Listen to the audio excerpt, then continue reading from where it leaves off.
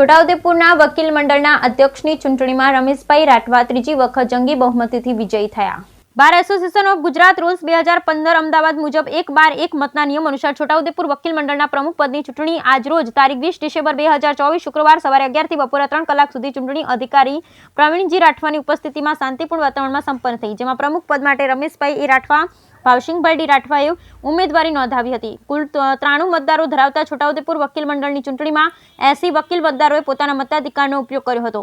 મતગણતરીના અંતે છોટાઉદેપુર વકીલ મંડળના પૂર્વ પ્રમુખ રમેશભાઈ રાઠવાને 56 મત અને ભાવસિંહભાઈ રાઠવાને 23 મત, 1 મત રદ થયો હતો। રમેશભાઈ રાઠવાને સૌથી વધુ મત મળતા ચૂંટણી અધિકારી પ્રવીણજી રાઠવાએ રમેશભાઈ રાઠવાને વિજેતા જાહેર કર્યા। સતત ત્રીજી વખત છોટાઉદેપુર વકીલ મંડળના પ્રમુખ તરીકે વિજેતા થતા તેમના સમર્થકોમાં ખુશીની લહેર જોવા મળી। તમામ વકીલ મિત્રોએ વિજેતા રમેશભાઈ રાઠવાએ ફુલહાર કરી શુભેચ્છા પાઠવી। આ સાથે ઉપપ્રમુખ તરીકે ફિરોજભાઈ પઠાણ, મંત્રી તરીકે સલીમભાઈ મલેક, એલઆર તરીકે નરસિંહબાન મકરાણી, લાઇબ્રેરિયન તરીકે દિનેશભાઈ રાઠવા બિનહરીફ જાહેર થયા। Bureau report Rehan Patel, Chhota Udepur.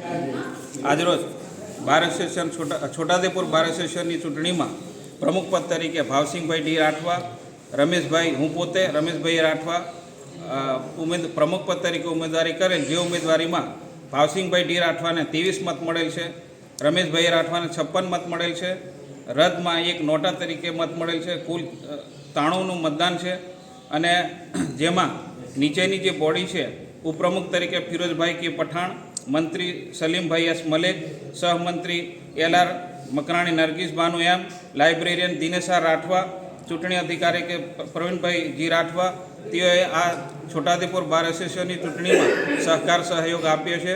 એ બદલ હું તમામનો સિનિયર વિધાન વકીલો, જુનિયર વિધાન વકીલશ્રીઓને ખૂબ ખૂબ આભારી અને ઋણી છું।